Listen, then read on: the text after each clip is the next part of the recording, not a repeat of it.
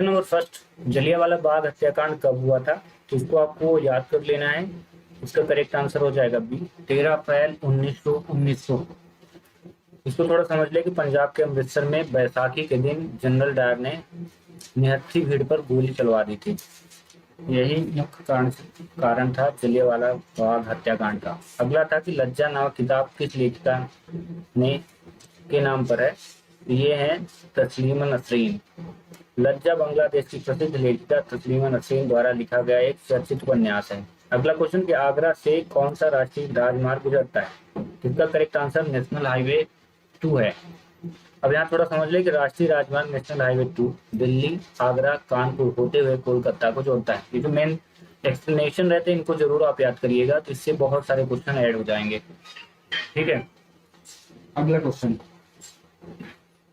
राष्ट्रीय रक्षा अकादमी डीएनए नहीं है, एनडीए कहाँ पर स्थित है? तो ये खड़गवासला पे स्थित है। अब यहाँ समझ ले कि राष्ट्रीय रक्षा अकादमी महाराष्ट्र के पुणे के पास खड़गवासला में स्थित है। अगला है कि एनी बेसेंट द्वारा चलाया गया आंदोलन कौन सा था? तो इसको बोलते हैं होम रूल। ठीक है, बाल गंगाधर तिलक और एनी बेसेंट ने 1916 में भारत में होम रूल लीग आंदोलन की शुरुआत की थी। अगला है कि नीरज चोपड़ा किस खेल से संबंधित हैं? तो इनका संबंध है जैवलिन थ्रो से। ठीक है, इनके बारे में थोड़ा समझ लें कि नीरज चोपड़ा भारत की स्टार एथलीट हैं जिन्होंने ओलंपिक में भाला फेंक में स्वर्ण पदक जीता था। अगला, सऊदी अरब की मुद्रा क्या है? इसको बोलते हैं रियाल। ठीक है, यहाँ समझ ले कि सऊदी अरब की आधिकारिक राष्ट्रीय मुद्रा का नाम क्या है? सऊदी रियाल या रियाल। ठीक है, अगला है वेदों में सबसे पुराना वेद कौन है? बहुत इंपॉर्टेंट है, ठीक ना, जिसको बोलते हैं ऋग्वेद। ठीक है, सनातन धर्म में वैसे 4 वेद हैं जिनमें ऋग्वेद को सबसे प्राचीन और प्रथम माना गया है। नेक्स्ट क्वेश्चन, पंडित शिव कुमार शर्मा का संबंध किस वाद्य यंत्र से है? तबला, सितार, सरोद, संतूर। इनका करेक्ट संबंध जो है, करेक्ट आंसर इस क्वेश्चन का संतूर होगा। ठीक है, अगला, लोकसभा सदस्य होने के लिए न्यूनतम आयु क्या है? 21 वर्ष, 25, 30। इसको करेक्ट आंसर होगा 25 वर्ष। अब इसको समझ ले कि भारतीय संविधान के अनुसार लोकसभा चुनाव लड़ने के लिए न्यूनतम आयु 25 वर्ष होनी चाहिए। अगला क्वेश्चन कि रंगास्वामी कप किस खेल से संबंधित है? फुटबॉल, वॉलीबॉल, हॉकी या हॉकी 2 बार आ चुका है। ठीक है, हॉकी करेक्ट आंसर होगा। ठीक है, अगला, पृथ्वी को 2 बराबर भागों में बांटने वाली काल्पनिक रेखा का नाम क्या है? तो इसका करेक्ट आंसर हो जाएगा भूमध्य रेखा। अब इसको समझ ले, भूमध्य रेखा को इक्वेटर इंग्लिश में बोलते हैं, पृथ्वी ठीक बीच से गुजरती है और इसे उत्तरी और दक्षिणी गोलार्ध में क्या करती है? डिवाइड कर देती है। अगला, एवरेस्ट पर विजय प्राप्त करने वाली पहली भारतीय महिला कौन थी? बछेंद्री पाल, जुनको तबई, शेरपा, लखपा, इनमें से कोई नहीं। तो ये बछेंद्री पाल जो है पहली। बछेंद्री पाल ने 1984 में माउंट एवरेस्ट पर फतह कर यह गौरव हासिल किया था और जिनको तबई दुनिया की पहली महिला थी। ठीक है, ये भारत की है और वो दुनिया की है। अगला क्वेश्चन है, दार्जिलिंग किस राज्य में स्थित है? असम, पश्चिम बंगाल, सिक्किम, उत्तर प्रदेश। तो इसका करेक्ट आंसर क्या हो जाएगा? पश्चिम बंगाल। ठीक है, अब इसको समझ लें कि दार्जिलिंग अपनी चाय और सुंदर वादियों के लिए प्रसिद्ध है। एक हिल स्टेशन है जो पश्चिम बंगाल के उत्तरी भाग में स्थित है। अगला क्वेश्चन, थोड़ा सर्वर इशू के कारण क्वेश्चन शो नहीं कर रहा है, थोड़ा सी हट जाए फिर आपको बताते हैं। तब तक आप इन क्वेश्चनों के आंसर दे सकते हैं। तिरंगे झंडे के अशोक चक्र में तीलियों की संख्या कितनी होती है? चलिए इसका आंसर आप कमेंट्स करें। तब तक वो जैसे ही सर्वर ठीक हो जाएगा तो क्वेश्चन शो करने लगेगा। बताइए इसका करेक्ट आंसर क्या होगा?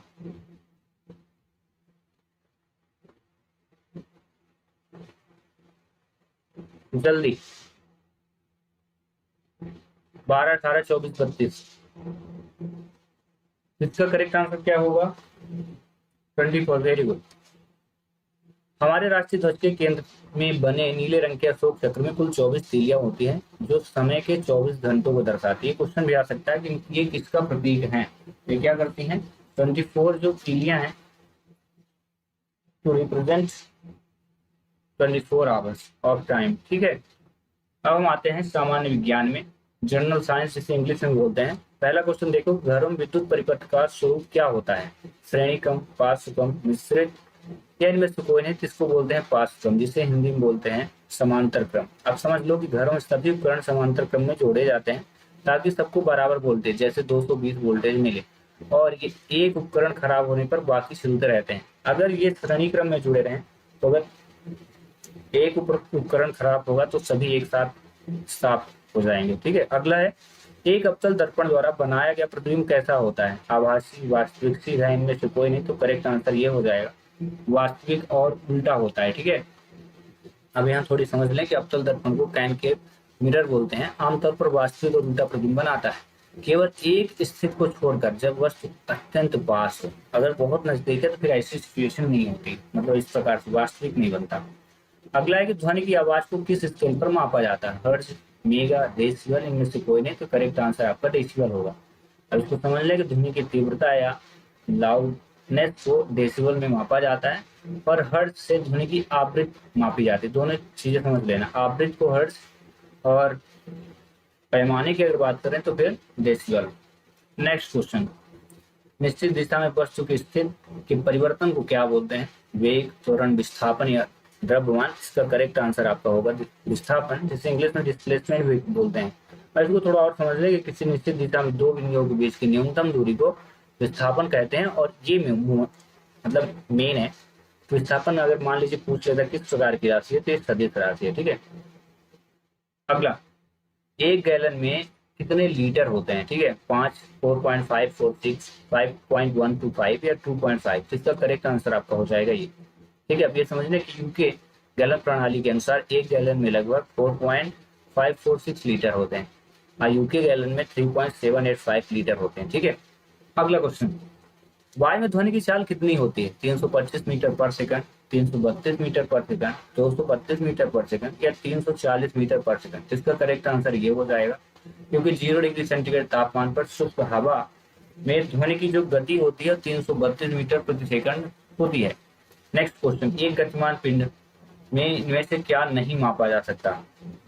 अगर मोशन कर रही है कोई वस्तु तो क्या आप नहीं नाप सकते हैं, जिसे नापना कहते हैं और साइंस में मापना कहते हैं।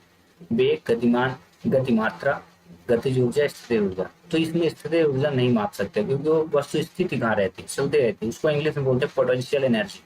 तो गतिमान पिंड में गति के कारण वेग, संवेग और गतिज ऊर्जा होती है, लेकिन उसकी स्थिति या खिंचाव के बिना स्थिति ऊर्जा शून्य मानी जाती है, इसको आप नहीं माप सकते।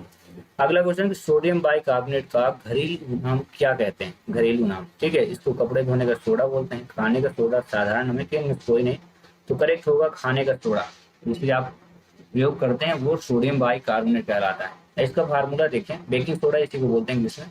इसका फार्मूला होता है NaSCO3। तो मीठा सोडा गांव की भाषा में बेकिंग सोडा कहते हैं, धोने के सोडा को सोडियम कार्बोनेट बोलते हैं, Na2CO3। ठीक है, अगला की रासायनिक अभिक्रियाओं की दर कौन से पदार्थ परिवर्तित कर देते हैं? अम्ल, क्षार, उत्प्रेरक या इनमें से कोई है? ये उत्प्रेरक क्या करते हैं? रासायनिक अभिक्रियाओं की दर को परिवर्तित करते हैं। उत्प्रेरक वे पदार्थ होते हैं, समझ लो थोड़ा। ठीक है, उत्प्रेरक वे पदार्थ होते हैं जो बिना खुद बदले किसी रासायनिक अभिक्रिया की गति को बढ़ा या घटा देते हैं। अगला क्वेश्चन, अमलगम मिश्र धातु में पाए जाने वाले मुख्य धातु का नाम क्या है? पीतल, टिन, पारा, लोहा। तो इसको बोलते हैं पारा। ठीक है, इंग्लिश में बोलते हैं मरकरी। और इसको थोड़ा समझ लें कि जब पारा किसी अन्य धातु के साथ मिलकर मिश्र धातु बनाता है तो उस मिश्रण को अमलगम बोलते हैं। ठीक है, अगला, हंसाने वाली गैस का रासायनिक नाम क्या है? Nitric oxide, nitrous oxide, carbon monoxide या वेग? इसको बोलते हैं नाइट्रस ऑक्साइड। ठीक है, नाइट्रस ऑक्साइड का जो केमिकल फार्मूला वो N2O होता है, और इसे लाफिंग गैस भी कहते हैं। इसे सूंघने से हंसी आती है, इतना ज्यादा ना हंसिएगा बेहोश हो जाए, मर जाए। ठीक है, अगला, ग्लूकोज का रासायनिक सूत्र क्या है? ग्लूकोज इस समय खूब लोग बात पीते हैं, फार्मूला ना जानते होंगे तो आप जान लें, C2H5OH, C6H12OH या CH3COOH। इनमें से कोई नहीं, तो ये करेक्ट है C6H12O6। अब ग्लूकोज एक साधारण कार्बोहाइड्रेट शुगर है, ध्यान रखना। देखो, किसी को शुगर हो और ग्लूकोज पिया दो तो टपकने कंडीशन में आ जाएगा। ठीक ना, देख लो, ग्लूकोज एक साधारण कार्बोहाइड्रेट जिसे शुगर भी बोलते हैं। ठीक है, जिसका रासायनिक सूत्र C6H12O6। कुछ विशेषज्ञ तो ये कहते हैं अरे शुगर तो है, ग्लूकोज थोड़ी नुकसान करता है, पी लो कोई दिक्कत नहीं है। कुछ विशेषज्ञ ऐसे होते हैं पास पड़ोस गाँव घर में पी लो, फिर देखा जाएगा, एनर्जी आएगी, पता चले एनर्जी कुछ ज्यादा आ गई, कुछ रिटर्न नहीं। अगला, कार्बन का अपरूप इनमें से कौन सा है? फ्लोरीन, ग्रेफाइट, हीरा, इनमें से कोई नहीं। तो हीरा जो होता है कार्बन का अपरूप होता है।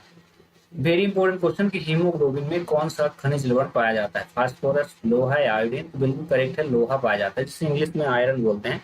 और इसकी कमी से एनीमिया रोग हो जाता है। जिन भी व्यक्ति को खून की कमी होती है वो इसी कारण होती है, ठीक है ना। याद रखिए हमारे रक्त के हीमोग्लोबिन में आयरन, लोहा पाया जाता है, जो शरीर में ऑक्सीजन को एक जगह से दूसरी जगह पहुंचाने का काम करता है, ठीक है। अब अगला क्वेश्चन कि मानव शरीर की सबसे बड़ी ग्रंथि कौन सी है? थायराइड, पिट्यूटरी, यकृत? या इनमें से कोई नहीं, तो इसको बोलते हैं यकृत, इंग्लिश में लीवर बोलते हैं। अब यहाँ समझिए कि यकृत मानव शरीर की सबसे बड़ी ग्रंथि, ग्लैंड बोलते हैं इंग्लिश में, और सबसे भारी आंतरिक अंग भी है ये। नेक्स्ट क्वेश्चन, शरीर तंत्र प्रणाली को निम्न में से कौन नियंत्रित करता है? हार्मोन्स, फेफड़ा, गुर्दे? इनमें से कोई नहीं, तो हार्मोन्स जो है ना पूरे शरीर की तंत्रिका प्रणाली को नियंत्रित करता है। अभी समझ ले कि हमारे शरीर की प्रणाली और विभिन्न अंगों की गतिविधियों को नियंत्रित करने और समन्वित करने में हार्मोन्स, अंतःस्रावी तंत्र जिसे बोलते हैं, मुख्य भूमिका निभाते हैं। अगला है कि सूर्य प्रकाश कौन सा विटामिन उत्पन्न करता है? मतलब यदि आप सूर्य प्रकाश ले रहे हैं, इस समय ना लीजिएगा, पता चले जो भी विटामिन है वो भी नष्ट हो जाए, इसकी कुछ कंडीशन होती है उसके अनुसार रहता है। तो बताना है आपको विटामिन ए मिलेगा अगर आप सूर्य की प्रकाश को लेंगे, ए मिलेगा, बी मिलेगा, डी? तो करेक्ट आंसर डी है। और इसको समझे, जब सूरज की परावैंगनी अल्ट्रावायलेट किरणें हमारी त्वचा पर पड़ती हैं तो शरीर प्राकृतिक रूप से विटामिन डी का निर्माण करता है, इसलिए इसे सनशाइन विटामिन भी बोलते हैं।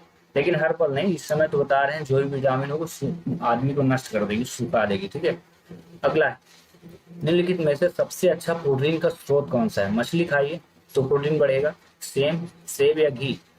मछली खाने से प्रोटीन बढ़ता है अकॉर्डिंग टू ऑप्शन, लेकिन मछली ना खाएं, बहुत ऐसी चीजें हैं जिसको खाने से भी प्रोटीन बढ़ता है, ये अच्छा प्रोटीन।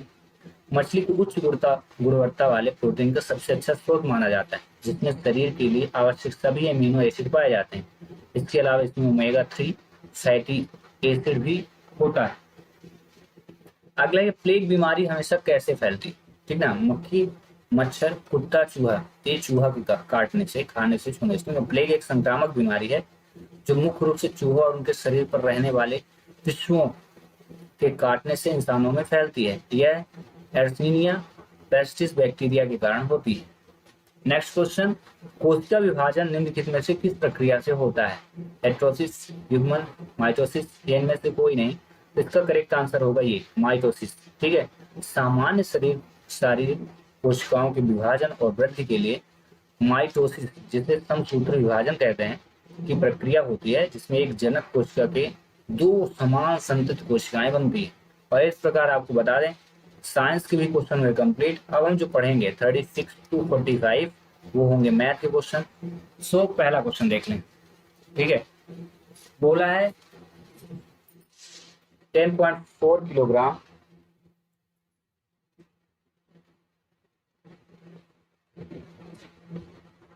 क्या ट्राई करना है एक बार, टेल मी, एक्सप्लेन करिए क्या ट्राई करना है।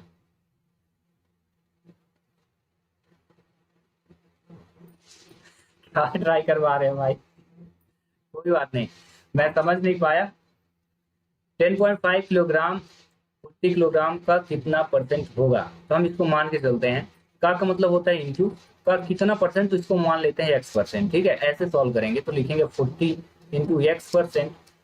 अच्छा ग्लूकोज, नहीं नहीं नहीं, शुगर वालों को ट्राई नहीं करना है, बाकी लोग कर सकते हो लिमिटेड, लिमिट में। ये नहीं कि शुगर है, शुगर ग्लूकोज ही पी लियो तो पता चले शुगर न हो तो हो जाए, ठीक है। तो यहाँ पे क्वेश्चन को करना क्या है, क्वेश्चन को पढ़िए, 10.4 किलोग्राम 40 किलोग्राम का, ये का मेन है क्वेश्चन को समझने का मतलब होता है इंटू का कितना परसेंट, तो अपने आप से मान लेना है x%, तो 40 का x% कितना है 10.4। देन इसके बाद आपको करना क्या है, 40, काफी बार परसेंटेज वाले क्वेश्चन पढ़ाया, परसेंटेज को हटाना है, डिवाइड पे 100 लाना है, इज इक्वल 10.4, ठीक है। देन इसके बाद ये 100 जो है ना क्रॉस मल्टीप्लाई होगा और इधर चला आएगा, तो ये हो जाएगा 40x इज इक्वल 10.4 इंटू 100 हो जाएगा, और x इज इक्वल हो जाएगा 104 गुणे 100 और बटे ये 40 से नीचे आ जाएगा। ध्यान रखिएगा मैंने इस पॉइंट को हटाया है और पॉइंट एक अंक बाद है तो 10 नीचे आ जाएगा। ठीक है, एक अंक बाद तो 10, 2 अंक बाद होगा तो 100, 3 अंक बाद होगा तो 1000, ऐसे करेंगे। अब यहाँ से पॉइंट 00 कट गए दोनों। ठीक है, तो बचा क्या 104 और बटे 4। अब इसका भाग कर दीजिए। ठीक है, तो 2 पंचे 10, 2 दूनी और ये 2 और कटा तो कितना है 26 आ गया, जिसे बोलते हैं 26%। तो ये करेक्ट आंसर आपका ये हो जाएगा। आई होप कि आपको समझ में आ गया होगा। तो मिलता जुलता एक क्वेश्चन आपको दे रहा हूँ। ठीक है, लीजिए 208, यहाँ पर प्यारा सा पॉइंट लगा है, मतलब 20.8 किलोग्राम जो है 80 केजी का कितना परसेंट होगा भाई। चलिए कमेंट्स कीजिए जल्दी से, अब लग जाइए जवानों।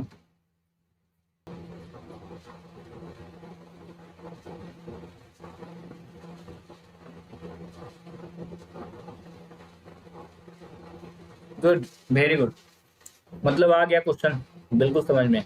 अगला क्वेश्चन फैक्टर निकालना है। ठीक है,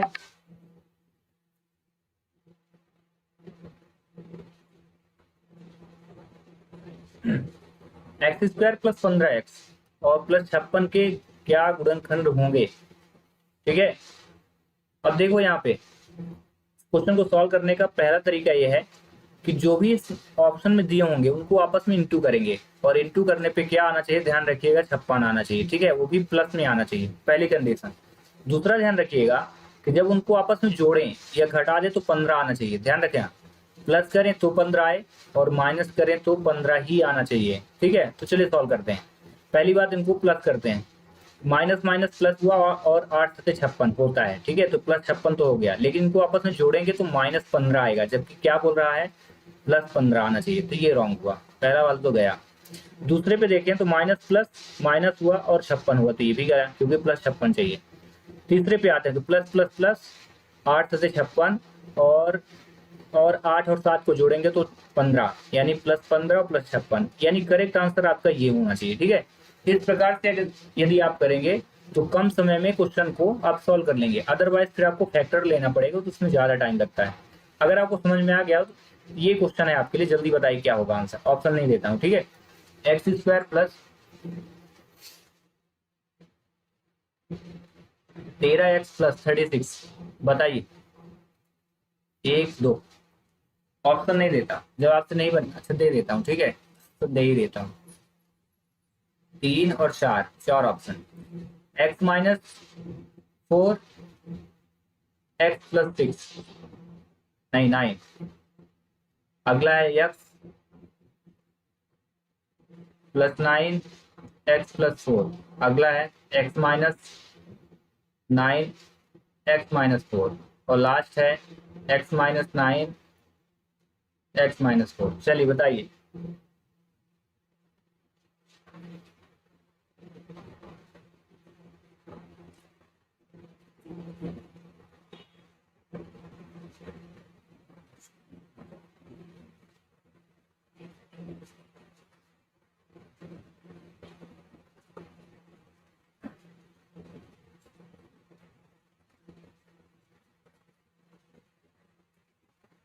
विच इज करेक्ट, कौन सा होगा।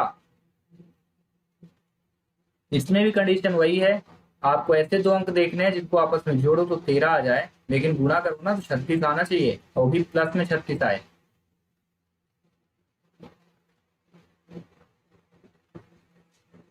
Very good, very very good. ठीक है, अगला क्वेश्चन करते हैं। 5000 पर 8% दर से 2 साल का साधारण ब्याज क्या होगा। इसके लिए फार्मूला होता है P/R और T/100। P को बोलते हैं ये प्रिंसिपल होता है, R कब पता चलता है जिसमें परसेंट रेट बोलते हैं, और ये समय को T बोलते हैं। अब सभी को रखिए और आंसर की प्राप्ति कीजिए। देखो ऐसे ऐसे किए, इसके बाद 8 लिखोगे और 2 लिख करके डिवाइड पे 100, इसके बाद प्यार से इनको डिवाइड कर देना। इसके बाद 50 × 8 और × 2, इनको आपस में इंटू करिए तो 8 दूनी 16 और 16 पंचे क्या होता है 80, और ये 0 छोड़ दिए थे ना तो इसको लगा लो तो क्या हो जाएगा 800। ठीक है, तो एक क्वेश्चन है आपके लिए सरल सा कि यदि 4000 रुपये प्रिंसिपल हो और 10% का इंटरेस्ट हो, सॉरी रेट हो 10%, और 3 ईयर अगर टाइम हो आपके पास, तो बताइए इसका टोटल इंटरेस्ट कितना होगा? Give me the answer.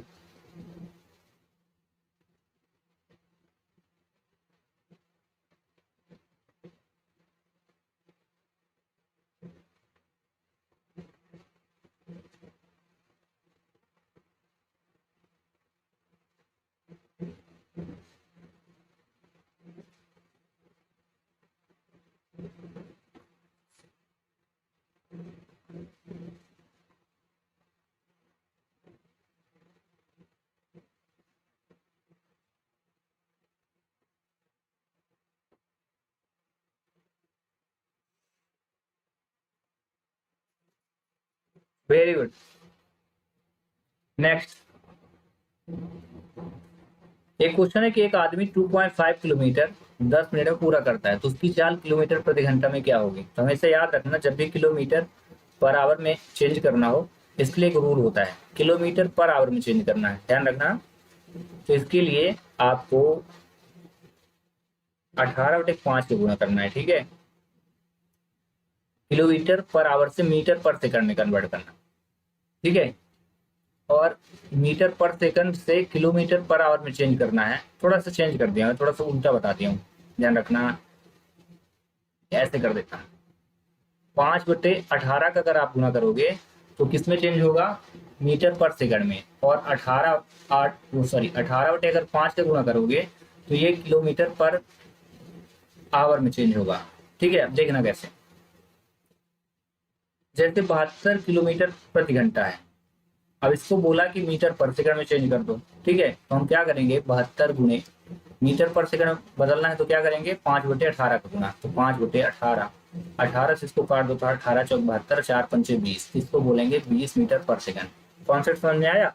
ये पहला रूल। अगर बोल दिया कि 20 मीटर पर सेकंड है और इसको किलोमीटर पर आवर में चेंज करो, किलोमीटर प्रति घंटा में, तो क्या करोगे, 20 गुणे क्या करोगे, 18/5 कर दोगे, तो 5 से कट जाएगा तो 4, और 4 का गुना जैसे 18 में करोगे तो 72 किलोमीटर पर घंटे बनेगी। ये बेसिक कॉन्सेप्ट है। अब आते हैं क्वेश्चन पे, ठीक है। क्वेश्चन दे देता हूँ, पहले आप कन्वर्ट करके दिखाओ पहले, है ना। 144 किलोमीटर प्रति घंटा है, इसको मीटर पर सेकंड में चेंज करो।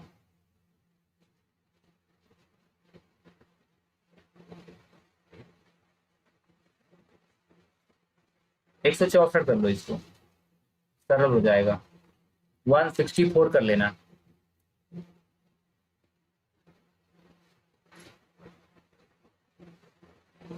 164 नहीं, 162 करो, 162,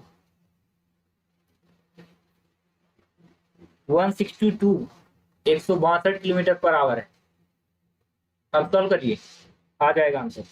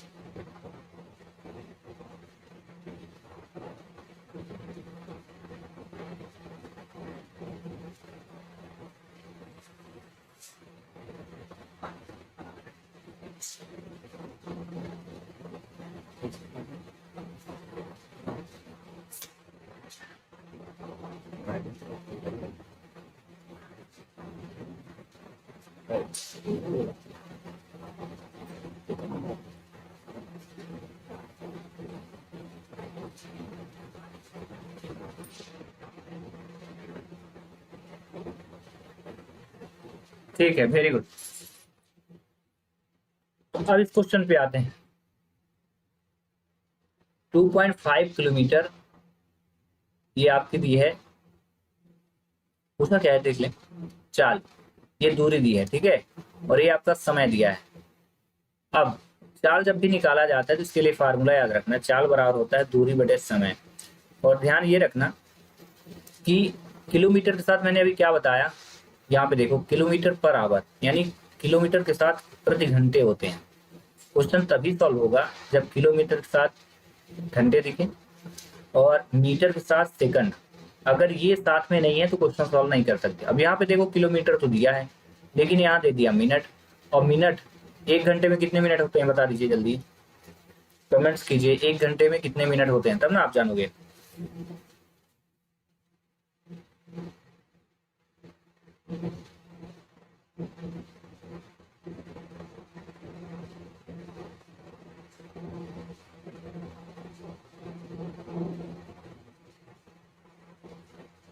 एक घंटे में कितने मिनट?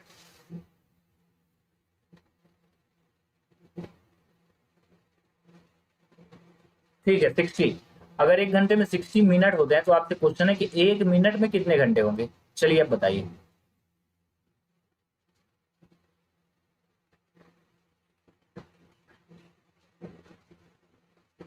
Intelligent question. अगर आपको ये समझ में आ गया तो मजा आ जाएगा। अगर 1 घंटे में 60 मिनट होते हैं तो 1 मिनट में कितने घंटे हो गए? Give me the answer.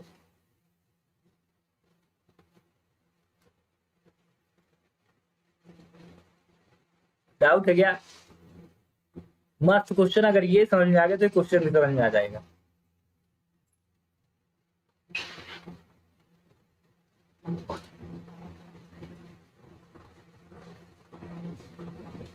बताइए इसका जवाब।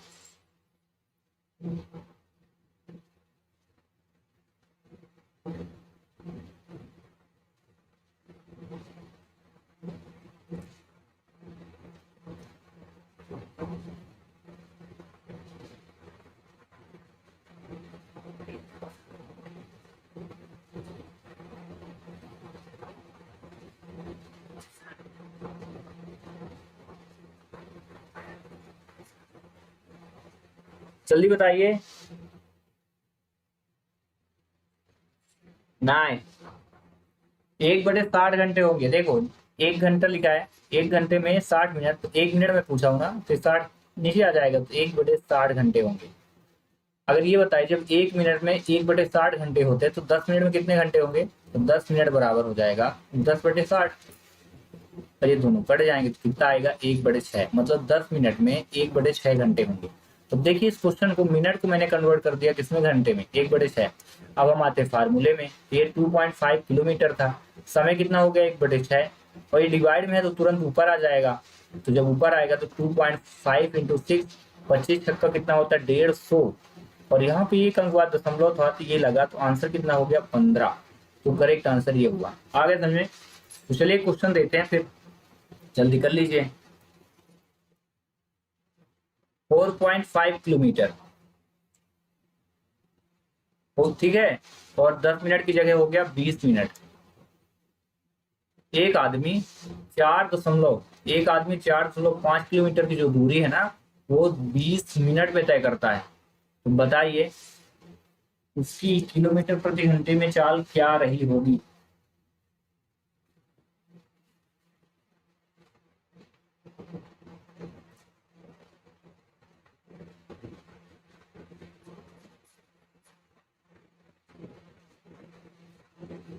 ध्यान से कीजिएगा। पहले समय को आपको आवर में कन्वर्ट कर लेना है, उसके बाद इस फार्मूले में रखिए और आपको आंसर की प्राप्ति होगी।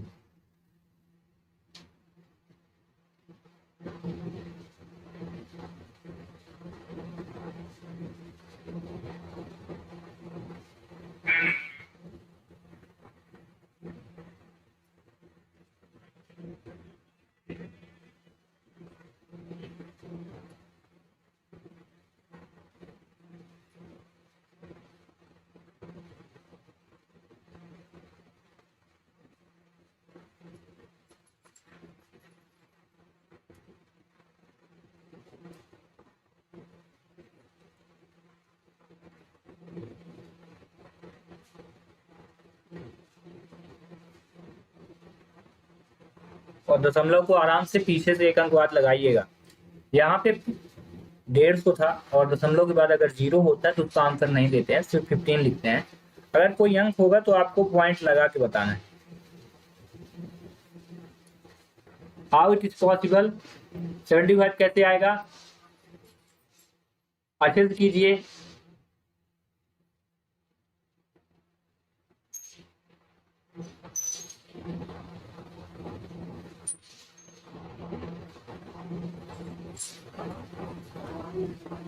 चलिए देखता है, करते हैं फिर इसको भी।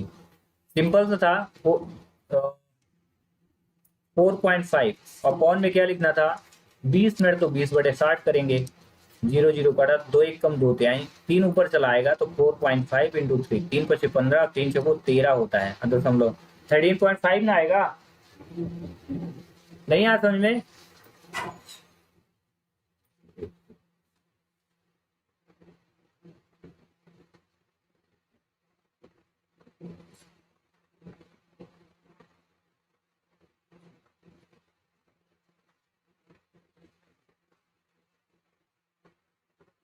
खुशी आ गया समझ में।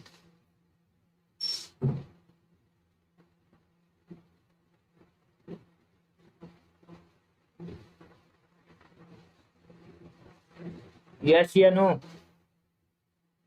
बताओ जल्दी, फिर आगे चलें अगले क्वेश्चन में।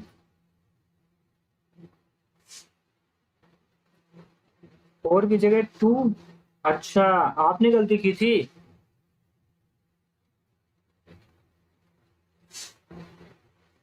इट्स ऑल राइट, जस्ट चलिए अगला क्वेश्चन करते हैं।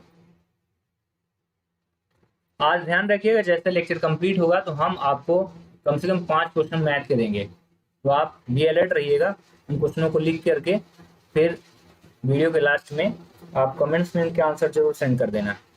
बोला है वृत्त की परिधि का सूत्र क्या होता है, तो कई बार मैंने इसको पढ़ाया कि 2πr होता है, ठीक है। अब ये बताइए πr² किसका फार्मूला होता है, होता वृत्त का ही है, परिधि का तो 2πr होता है, πr² क्या है, 2/3 भी होता है। चलो मैं बता देता हूं, अगली बार याद रखना, ये वृत्त का क्षेत्रफल होता है, ठीक है, πr², और ये होता है 2/3 πr, ये नहीं होता फार्मूला, और ये भी नहीं। अगला बहुत अच्छा क्वेश्चन है ये, यक्स का मान ज्ञात करना है, ये डायग्राम है। यहाँ पे थोड़ा सा अगर आपको दिख ना रहा हो तो आपको बता दें, यहाँ 72% लिखा है और ये लिखा है यक्स प्लस 35%, ऐसे लिखा है। बोला है कि यक्स का मान बताइए क्या होगा। आपको बता दें, यदि इस प्रकार से डायग्राम बनता है तो इनको शीर्षाभिमुख कोण बोलते हैं, इंग्लिश में वर्टिकली अपोजिट एंगल बोलते हैं, और ये हमेशा बराबर होते हैं।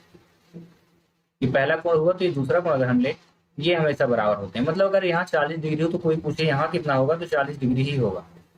यहाँ जैसे 72 है ना, तो यहाँ भी 72 ही होगा। बस ये पता करना है कि x का मान क्या रख दूं कि 72 हो जाए, तो सिंपल सा है, क्योंकि ये बराबर होते हैं तो x + 35 = 72, और इसको प्यार से उधर ले जाइए और बस प्यार से इसको हटा दीजिए ऐसे करके, तो कितना हुआ 7 3, ये आपका 35, हाँ ये आ गया 37, करेक्ट आंसर हो गया 37। समझ में आ गया। चलिए क्वेश्चन देता हूं, आपको जल्दी से जल्दी करना है। ये आपका चित्र बन गया और यहाँ पे 41 डिग्री हो गया, और यहाँ लिखा है x प्लस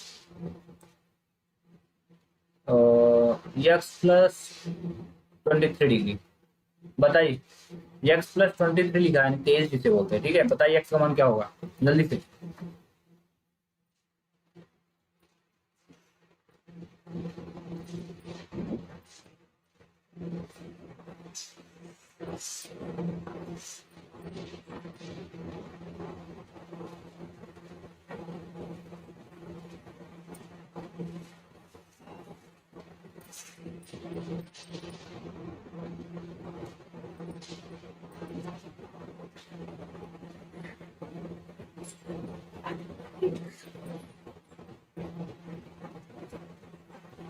बताइए जल्दी।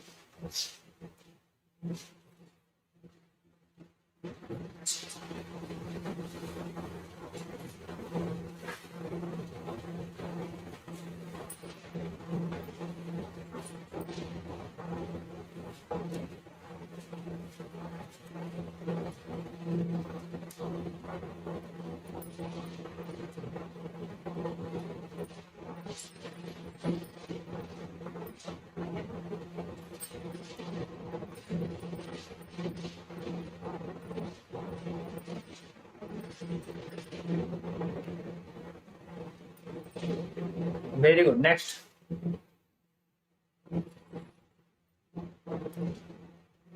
वर्गमूल ज्ञात करना है। तो देखिए वर्गमूल आज अच्छे से पढ़ लो, ये वर्ग है और ये वर्गमूल है। एक का वर्ग एक होता है, क्यों होता है? क्योंकि 1 इंटू 1 तो 1, और वर्गमूल भी एक ही होता है। उसका रीजन क्या है कि 1 इंटू 1 बनाए तो जोड़ा बना तो 1, ठीक है। ऐसे 2 का वर्ग क्या होता है? 4। रीजन क्या है? समझ गए ना? 2 इंटू 2। अब जब 4 का वर्गमूल पूछेंगे तो सिंपल सा आप 2 इंटू 2 एलसीएम लोगे, या कि सिंपल से याद कर के रखो ना कि यदि 2 का वर्ग 4 होता है तो 4 का वर्गमूल क्या होगा? 2 होगा। ऐसे 3 का वर्ग जो है तो 9 है, तो 9 का वर्गमूल कितना होगा? सिंपल से 3। आगे समझ में? चलो एक क्वेश्चन देता हूँ फटाक से, ठीक है। ये देखना, 5 का स्क्वायर जो है जिसे वर्ग बोलते हैं 25 होता है, ठीक है। 6 का वर्ग 36 होता है, और 11 का वर्ग अगर हम देखें तो 121 होता है। तो बताओ 121 का वर्गमूल कितना होगा? जल्दी बताओ पहले, 121 का वर्गमूल कितना होगा? समझ में आ गया तो बताओ जल्दी।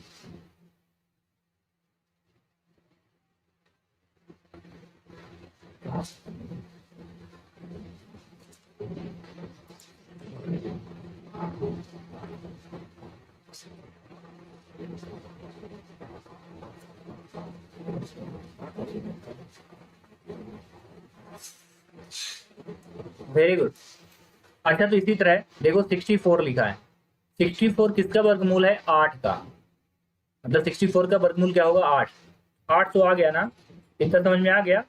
अब देखो हम ये डिसाइड कैसे करें कि पॉइंट कितने अंक बाद आएगा। तो ध्यान रखना, ये वर्ग में कितनी पावर है?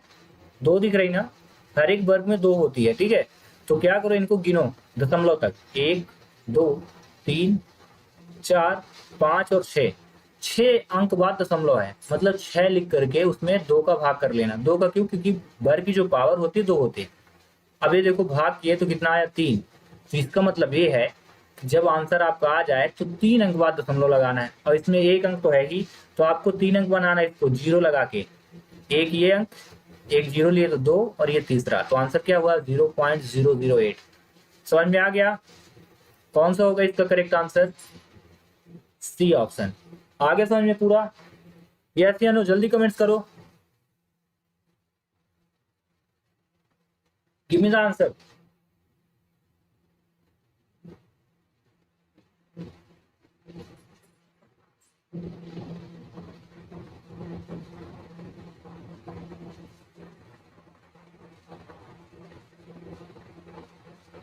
Very good. लो क्वेश्चन फिर जल्दी से। 0.00000, 1 2 3।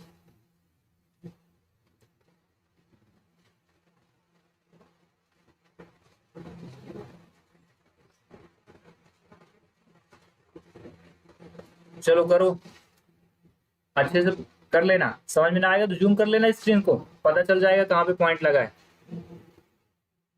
आंसर बताना जल्दी।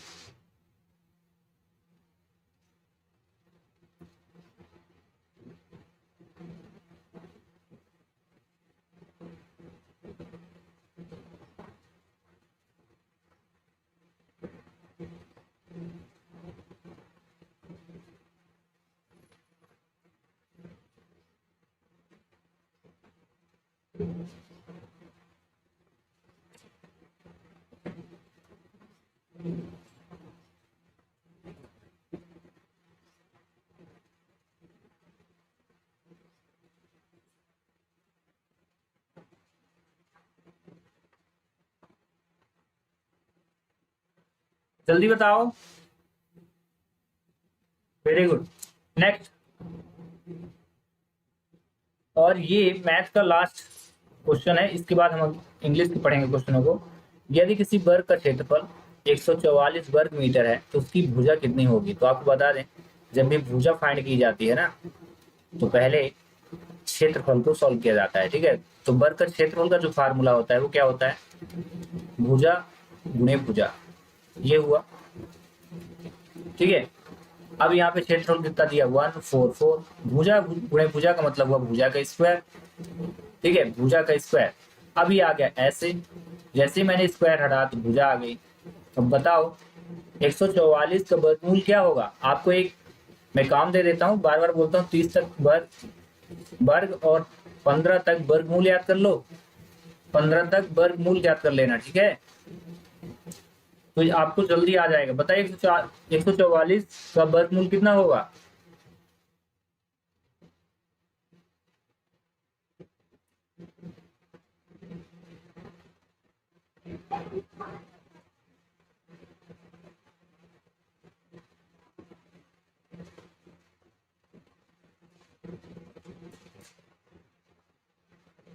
Very good. तो बस आपको वर्गमूल अगर याद है तो ये आंसर आ गया। मान लीजिए किसी बच्चे को वर्गमूल नहीं आता है, याद नहीं है, तो फिर क्या करेंगे? 144 कैल्शियम लेंगे और फिर इसको देखो सॉल्व कैसे करते हैं। अगर मान लो रूट के अंदर ऐसा नंबर आए जिसका वर्गमूल आपको नहीं पता, तो कैसे फाइंड करेंगे? तो इस प्रकार, ठीक है। 2 तिहाई 6, 2 18, 2 9, 3 त्रिगाई और फिर 3 एकम। जितना आया ना इसको रूट के अंदर रख देना प्यार से। पहले कितने 2 आए हैं? 4 तो 2 आ गए। 3 कितने आए हैं? 2 2। इसके बाद पेयर बनाते जाना, बाहर वैल्यू रखते जाना, ठीक है। इनका आपस में गुणा, 2 दूनी 4 3 12, तब भी आ जाएगा आंसर। आगे समझ में बन जाएगा ना? तो चलिए एक क्वेश्चन देता हूँ, जल्दी से करके दिखाइए, ठीक है। किसी वर्ग का क्षेत्रफल जो है, किसी वर्ग का क्षेत्रफल 625 वर्ग मीटर है, वर्ग मीटर। बताइए उसकी भुजा की माप कितनी होगी? तो इसका करेक्ट आंसर तो 12 आ गया है। भुजा पूछा था ना, 12। चलो 625 दिया हूं, जल्दी करो।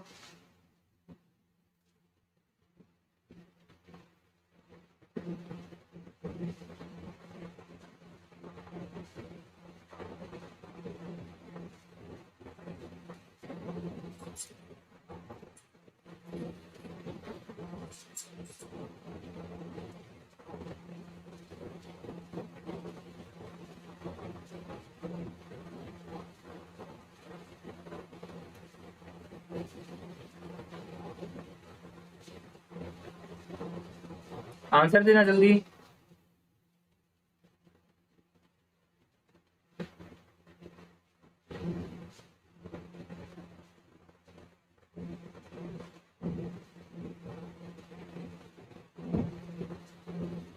कितना होगा?